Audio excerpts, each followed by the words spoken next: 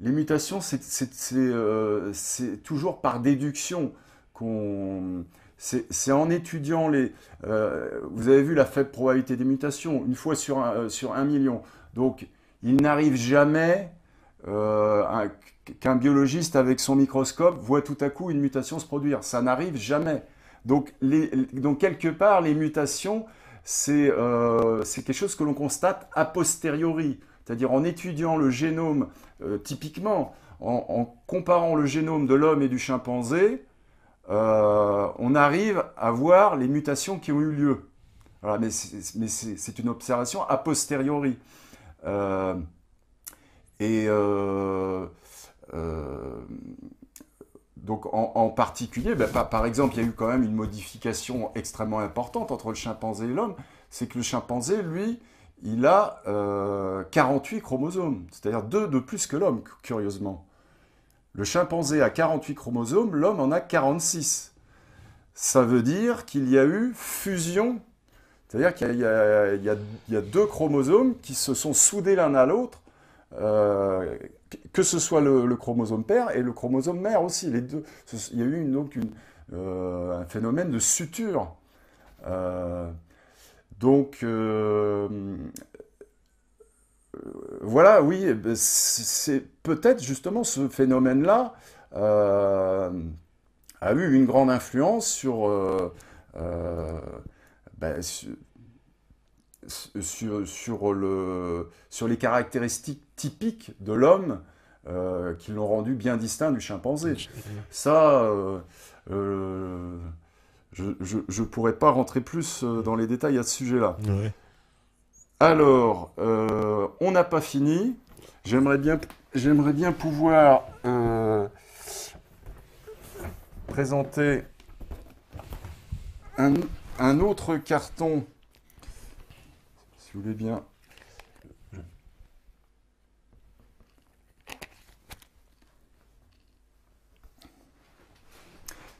Alors, Alors là, ça va peut-être effrayer encore plus nos spectateurs, mais courage. Alors, le code génétique. Oui, c'est quoi le fameux code génétique? Alors, bon, ici, là, vous avez un tableau. Hein, probablement, vous n'arrivez pas à lire les si, lettres. si, si, oui, si, si.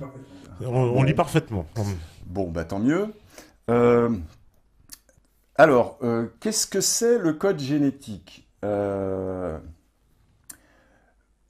code génétique, donc voilà, il y a une chose qu'il faut savoir, c'est que les fameuses 4 lettres A, C, G, T, euh, donc que j'avais représenté dans le carton précédent sur un livre, hein, donc un livre qui ne comporte que 4 lettres, un alphabet à 4 lettres seulement, eh bien, dans ce langage, non seulement il n'y a que 4 lettres dans l'alphabet, mais les mots ne font que 3 lettres. C'est comme ça. Il n'y a pas de mots de 2 lettres, de 4 lettres. Il n'y a que des mots de 3 lettres. Et alors, donc, un calcul très simple montre que si vous avez 4 lettres ACGT et des mots de 3 lettres exactement, eh bien, vous pouvez faire exactement 64 mots différents. Ben oui, en effet, ça fait 4 fois 4 fois 4 qui font 64. Et alors, à quoi ça sert tout ça? Euh, En fait, il y a donc le code génétique, c'est ce qui est représenté dans ce tableau, ce qui est la correspondance entre donc ces 64 mots, les 64 mots ils sont répertoriés ici, et ce qu'on appelle des acides aminés, euh, qui seront en quelque sorte les ambassadeurs de ces, alors, ces mots de 3 lettres, on appelle ça des codons. Des codons, ouais. Hein, on appelle ça des codons. Euh, euh, j'ai pas mal parlé de gènes jusqu'à présent, mais j'ai pas dit qu'est-ce que c'est un gène au fond. Ça sert à quoi? Comment ça fonctionne? Ouais. Donc, il y a une chose, premier élément, les gènes donc, sont dans le noyau des cellules, ils sont portés par les chromosomes et ils n'en sortent jamais. Le gène ne sort jamais du noyau de la cellule.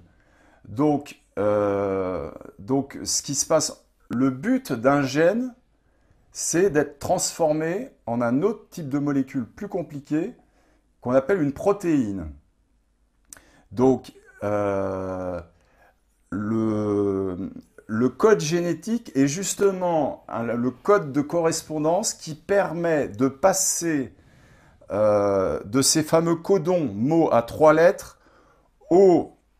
à des molécules qu'on appelle des acides aminés, voilà, qui ont des noms qui se terminent souvent par -ine, sérine, Alors, proline. cystéine, arginine, sérine, glycine, acide aspartique, lysine, aspargine, glutamine. Il y en a certains, on a l'impression de connaître un peu les noms. Des fois. Oui, il y a des noms qu'on a vaguement entendus. Il y en a 20 en tout. Il y a 20 acides aminés.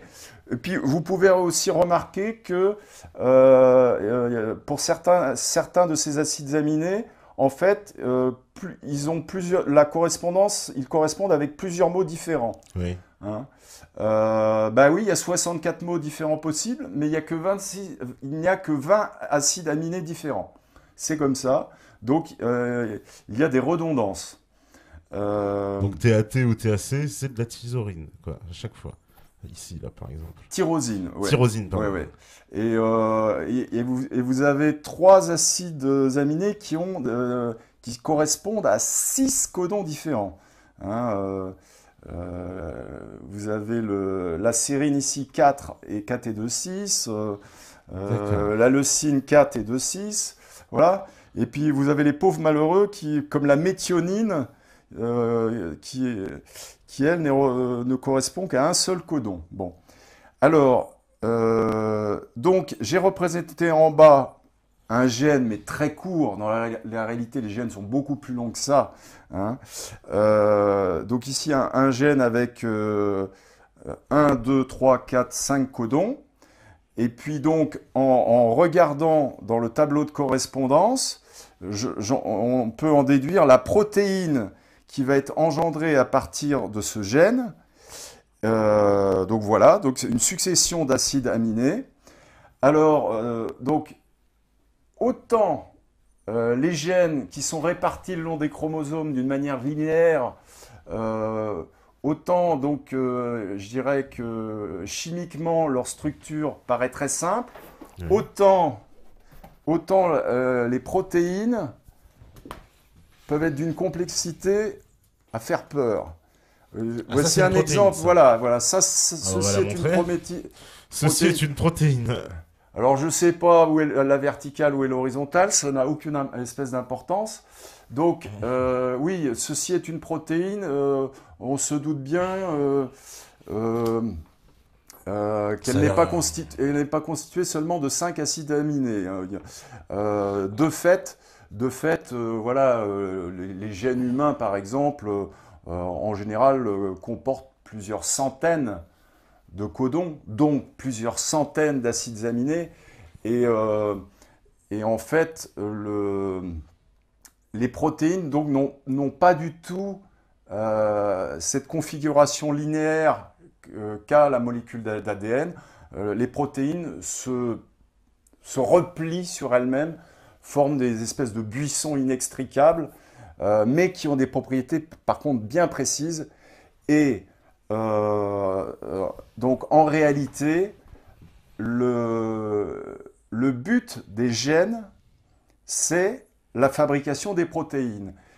Car les protéines, elles, j'ai représenté d'ailleurs ici une cellule, les protéines, elles apparaissent et agissent dans la cellule.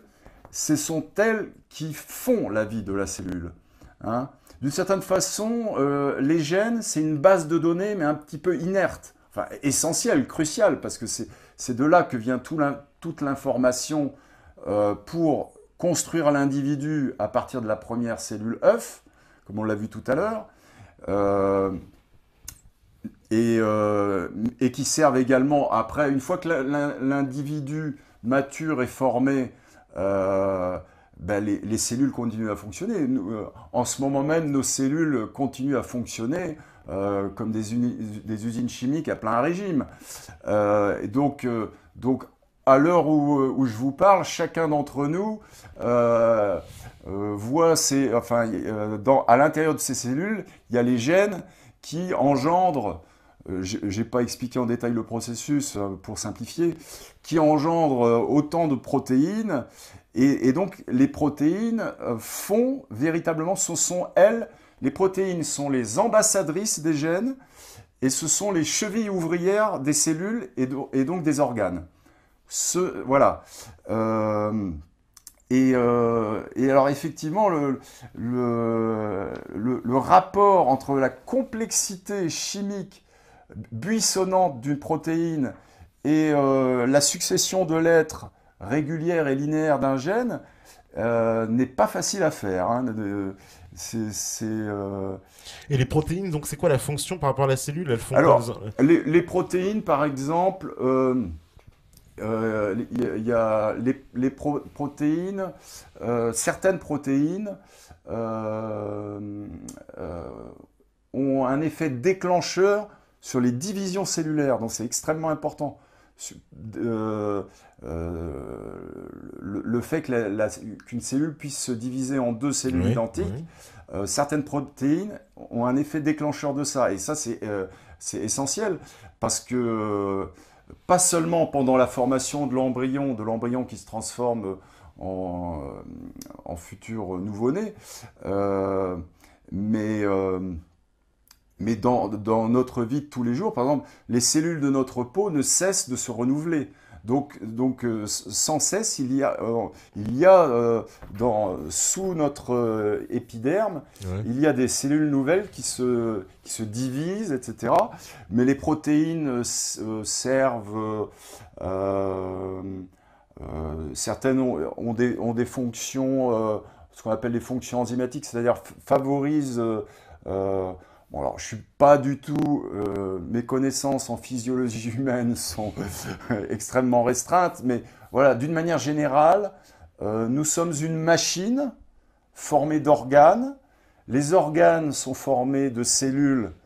Alors, en plus, les cellules du foie ne ressemblent pas aux cellules du cœur, qui ne ressemblent pas aux cellules du cerveau, les neurones, etc.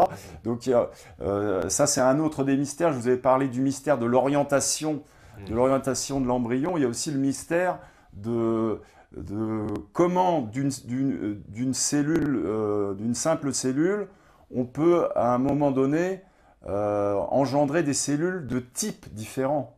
Ça aussi, c'est ce qu'on appelle la différenciation des cellules. Bon, et en tout cas, donc chaque organe doit faire ce qu'il a à faire. Cet organe est composé de cellules et donc la vie d'un organe et donc des cellules qui composent cet organe est un jeu de chimie permanent entre diverses protéines, des protéines qui éventuellement peuvent passer d'une cellule à l'autre, des protéines qui sont chargées de l'énergie de la cellule. Enfin, voilà, chaque cellule est une usine dont les ouvrières sont les protéines et non pas les gènes. Hein. Les gènes, ils sont là régulièrement. Il y a des molécules qu'on appelle de l'ARN messager, mais peu importe le nom, qui viennent régulièrement piocher dans les gènes l'information pour créer de nouvelles protéines, parce que les protéines aussi se dégradent les unes les autres, enfin voilà. Donc,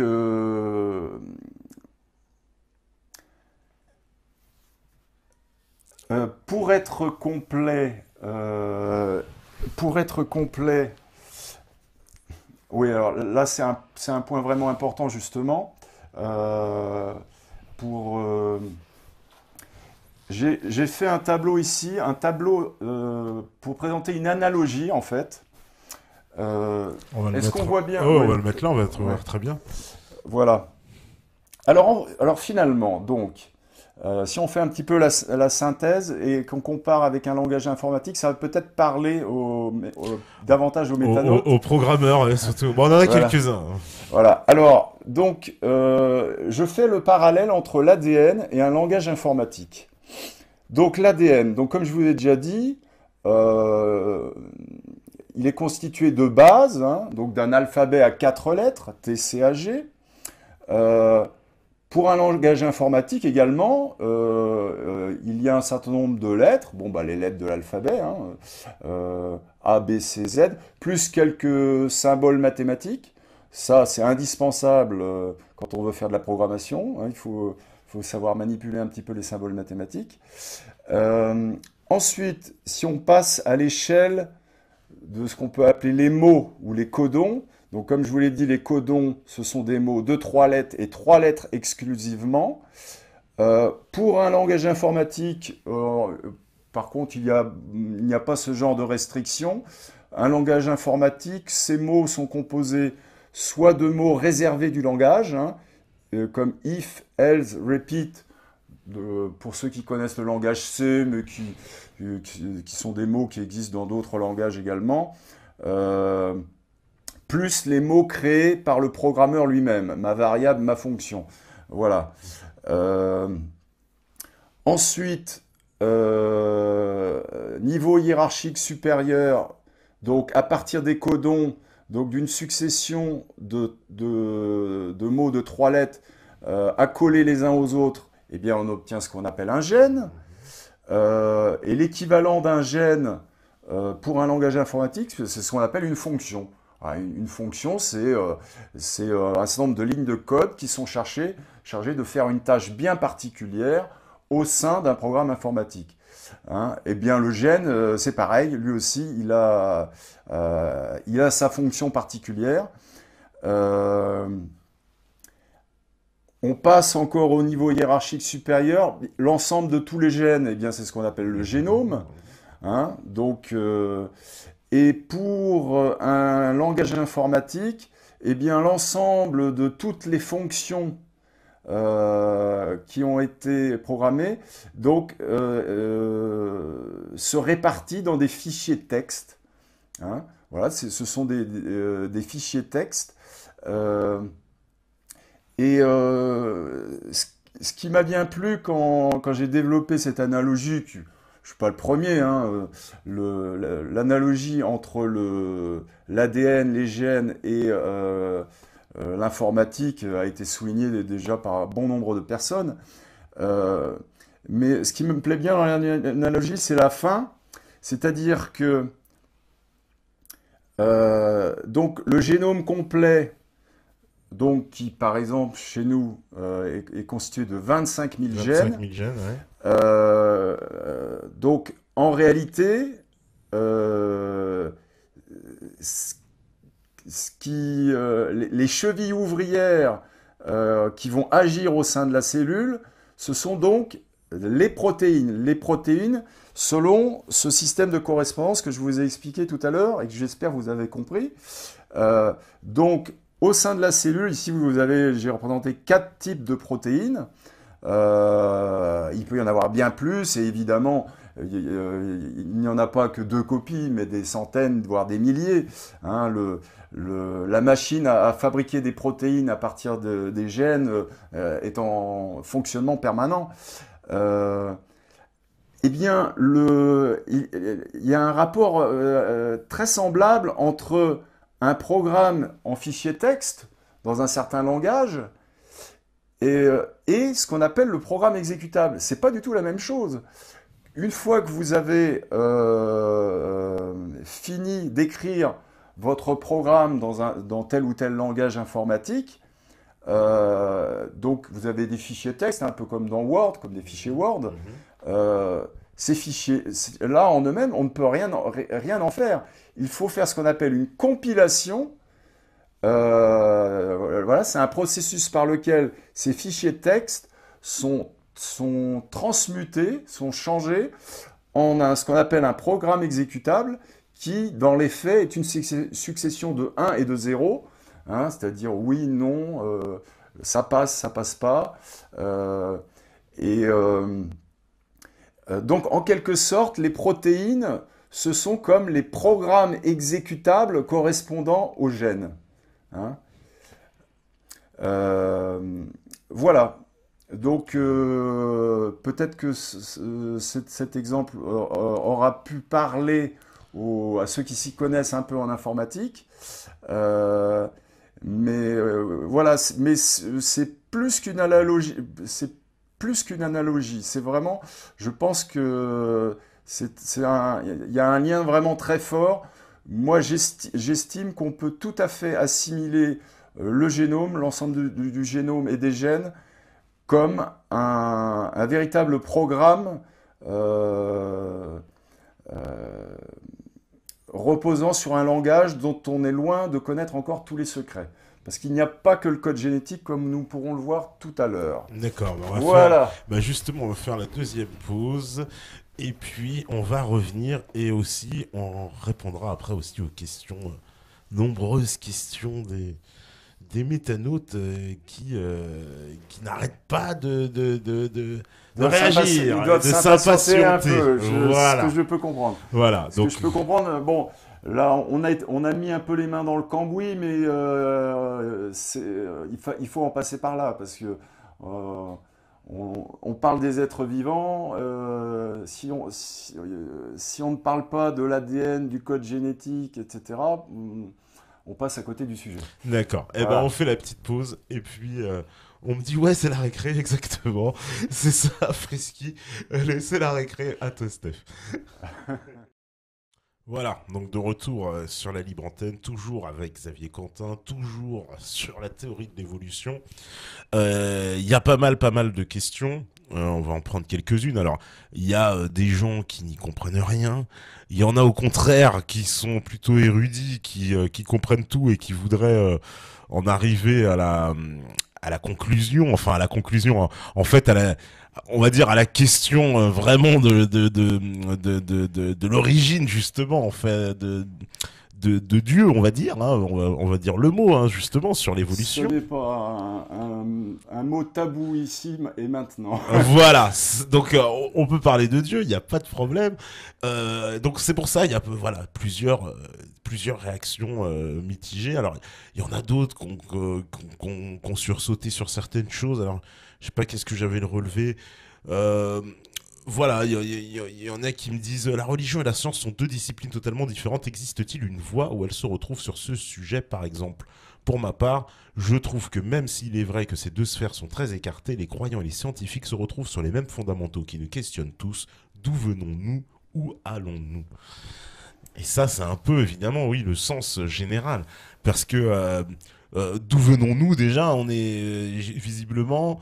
Il y a selon toi, quand même, un problème entre l'explication donnée par les darwinistes, on appelle ça, ou tu as dit néo-darwiniste tout à l'heure. C'est quoi la différence entre un darwiniste et un néo-darwiniste? Pourquoi néo-darwiniste? Non, c'est simplement que... Comme je vous l'ai dit, Darwin ignorait totalement, parce que la science n'était pas assez avancée à ce moment-là, l'existence de l'ADN, des gènes, du code génétique, etc.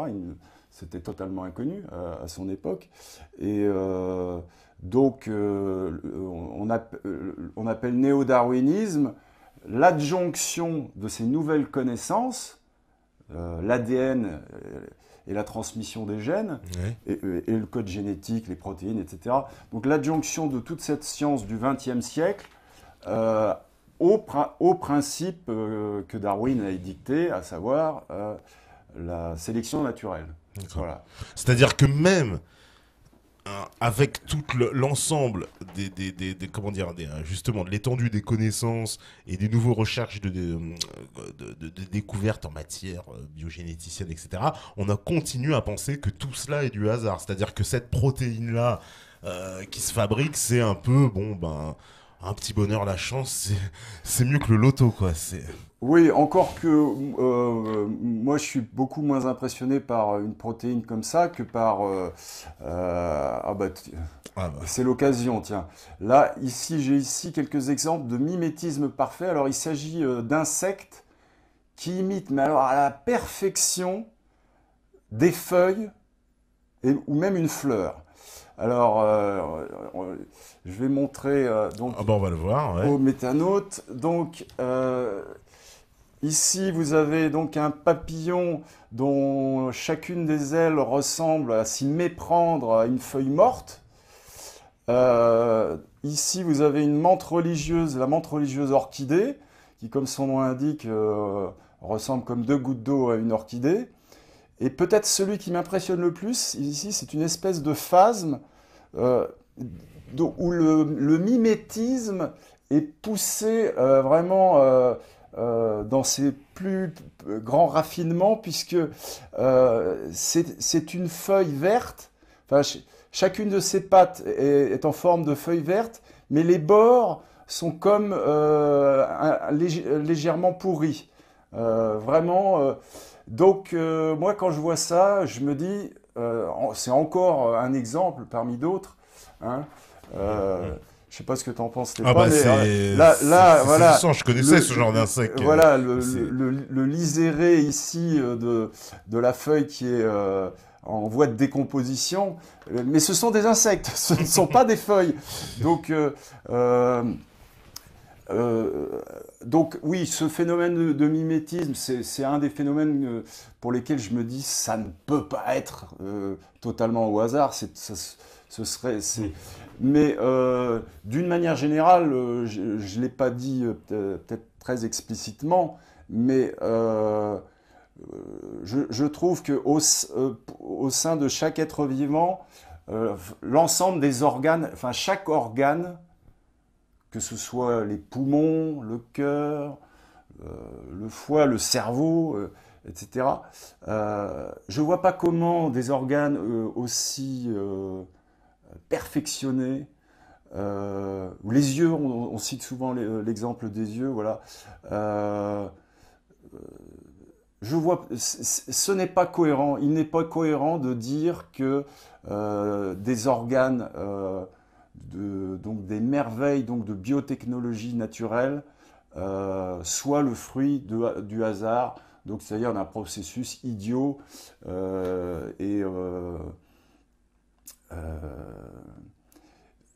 donc pour moi, il y a forcément une intelligence qui se cache derrière tout ça. Euh, alors, je ne pense pas qu'il y ait un barbu sur son nuage qui soit là en permanence en train de manipuler les manettes de l'évolution. C'est pas comme ça que je Bah, vois les choses. voilà, mais comment on me dit par exemple, tiens, comment l'animal il se dit je ressemble à ça? C'est vrai, c'est quoi le processus pour que cet insecte, on voit bien, il est dans son environnement, alors selon Darwin, ce serait le hasard, il est dans le truc, ah, il veut ressembler à une feuille, il ressemble à une feuille, c'est quoi? Euh, Parce qu'en théorie, il utilise ça pour à la fois se cacher, à la fois être prédateur lui-même, j'imagine, quoi. très honnêtement, je ne sais pas quelles explications. Non, de toute façon, euh, le hasard, c'est une solution de facilité. C'est-à-dire que de toute façon, c'est un dogme. Donc, c'est-à-dire que donc, les tenants donc, de cette théorie officielle, ils répondront toujours le hasard.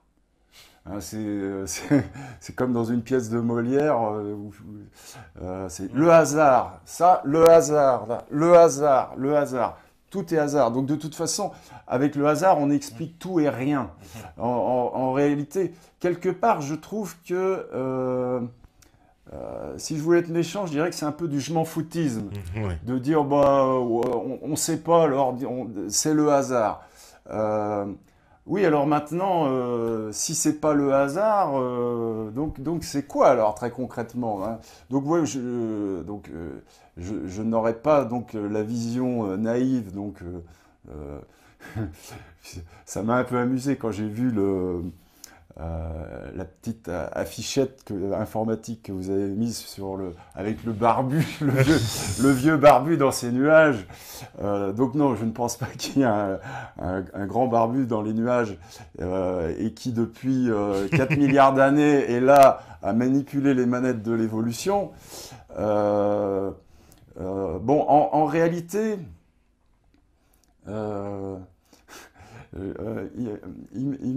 j'ai fait une analogie l'autre jour. Ça me fait penser un peu à la théorie officielle du 11 septembre. C'est-à-dire, quand on a étudié, enfin examiné un certain nombre d'éléments documentaires, etc., sur le 11 septembre, on est sûr que la version officielle est fausse. On en est sûr. Mais par contre, on a bien du mal à donner une autre version. Et pour cause, parce qu'on n'est pas dans le secret, j'allais dire dans le secret de Dieu. Mais, donc c'est un peu pareil pour la théorie de l'évolution. C'est-à-dire que moi, depuis 25 ans que je me passionne pour cette question, j'ai toujours été absolument sûr et certain que le hasard ne pouvait pas fabriquer autant de choses extrêmement sophistiquées et bien plus sophistiquées en tout cas que les objets les plus complexes conçus par l'homme. Mais j'avoue ma difficulté à trouver une explication alternative. Je dis simplement, il y a une intelligence derrière tout ça, mais j'ai l'humilité et tout simplement je constate que j'ai du mal à livrer une théorie clé en main sur donc comment cette intelligence parvient à... En tout cas, il y a des directions. Donc, exactement, contrairement à ce que disait donc l'auteur là sur la Terre avant les dinosaures, moi, je suis convaincu, il y a forcément des directions. L'apparition des poumons chez des êtres aquatiques, pour moi, ça ne peut pas être dû au hasard. Et en tout cas, ce que disait ce scientifique là, du muséum, il n'y avait que des affirmations, mais pas de preuves. Pas de preuves. Hein.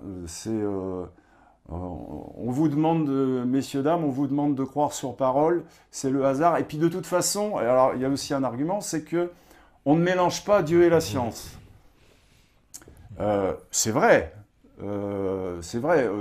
Mais il y a un moment donné, quand on veut comprendre les fondements de l'univers, je trouve qu'il y a un moment, et justement, pour moi, c'est à travers les énigmes que pose l'évolution, que pour moi, l'existence de ce qu'on appelle soit grand architecte, soit grand horloger, soit plus simplement Dieu, c'est là que pour moi l'existence de cet être créateur suprême s'impose à moi, bien que je ne sois pas du tout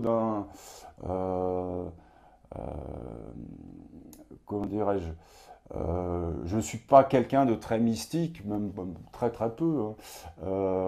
Je n'adhère pas à une religion particulière, mais pourtant, voilà, je suis déiste, ce qu'on appelle déiste, c'est-à-dire je suis absolument sûr et certain qu'il y a une intelligence supérieure qui chapeaute tout ça d'une manière ou d'une autre.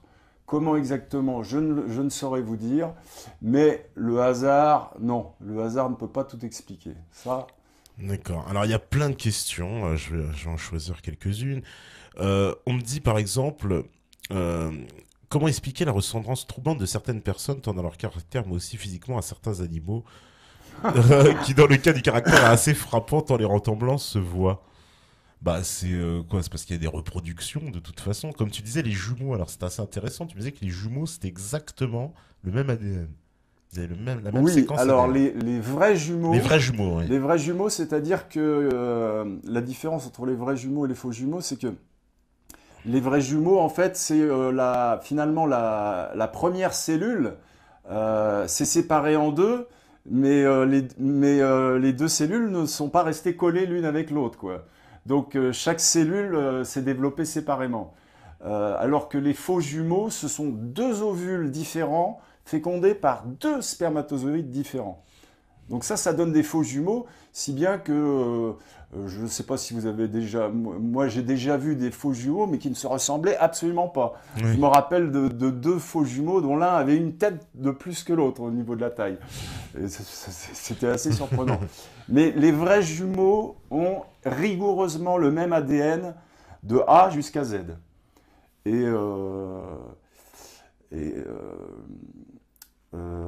en revanche, juste petit détail pour nous amuser au passage, j'avais vu dans un documentaire un policier qui disait, en revanche, bien que les vrais jumeaux aient le même ADN, en revanche, ils ont des empreintes digitales différentes, ce qui est assez étonnant. Ouais, petit détail, c'était pour plaire au fichier de police, je sais pas. On me dit, que pense l'invité de Lucas Last Universal Common Ancestor, qui sera à l'origine de l'ensemble des espèces. La prof de bio de ma femme enseigne ça en formation. Tu connais Lucas, L-U-C-A, Last Universal Common Ancestor, le dernier ancêtre universel commun, le dernier, voilà, qui serait la cellule à l'origine de l'ensemble des espèces. Ah, Lucas. Tu connais Oui, oui, oui. C'est quoi, Bah, c'est une cellule souche qui est à l'origine de tout? C'est quoi? C'est ce qu'il nous dit. En plus, c'est enseigné, hein. La prof de bio de ma femme enseigne ça en formation. Peut-être, mais enfin, ça me paraît difficile quand même d'apporter la preuve que une seule cellule, que nous serions tous issus d'une seule cellule. Toutes les espèces vivantes, hein, visiblement, c'est ce qu'il dit, hein, l'ensemble des espèces. Possible, c'est possible, mais il est possible également que dans ce qu'on appelle la soupe primitive, c'est-à-dire dans l'immense océan qui baignait la Terre, si les conditions favorables étaient réunies, on peut aussi imaginer que plusieurs cellules se soient apparues de manière concomitante et indépendante. Bon, enfin, ça change pas grand-chose. Alors, on me dit, tiens, un petit contre-argument pour l'invité. Connaît-il le phalène, qui est le papillon du bouleau? On a pu constater le processus d'évolution en moins de 50 ans de la façon suivante. Deux espèces de phalènes existaient, les blancs et les noirs. Les blancs étaient à la base majoritaires car ils pouvaient se cacher de par leur couleur en se mettant sur des bouleaux blancs.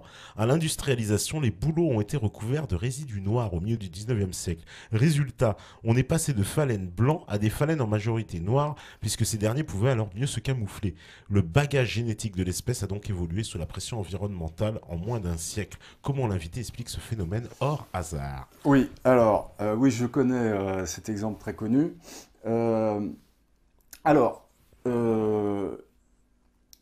Effectivement, du coup, ça me donne l'occasion de quand même donner une petite précision.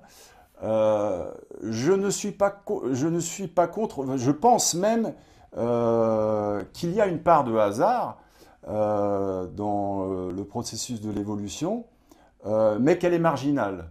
Et pour moi, là, c'est typiquement un exemple de hasard marginal. C'est-à-dire que le changement de couleur chez une espèce, c'est pas un changement fondamental. C'est un petit changement ponctuel. Je veux dire, au niveau du génome, ça représente, je veux dire, entre le phalène de couleur blanche et le phalène de couleur noire, il n'y a pas grand-chose de différence au niveau de leur génome, quoi.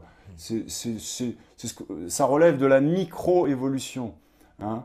Mais ce qui relève de la macro-évolution, à savoir la construction notamment des grands organes fondamentaux, chez les animaux en particulier, hein, les grands organes comme les poumons qui ont permis aux tétrapodes de sortir de l'eau et de conquérir la terre, le cœur, le système sanguin, enfin voilà, toutes ces... en réalité, justement, c'est toutes ces structures fondamentales qui sont extrêmement complexes et d'une conception admirable au regard des critères humains. c'est justement, voilà, c'est tous ces organes et leur assemblage global en plus, cohérent. C'est ça qui ne peut absolument pas relever du hasard. En revanche, effectivement, quelques micro-évolutions, mais je pourrais donner un autre exemple à ce métanote, c'est les espèces polaires. Les ours polaires sont blancs.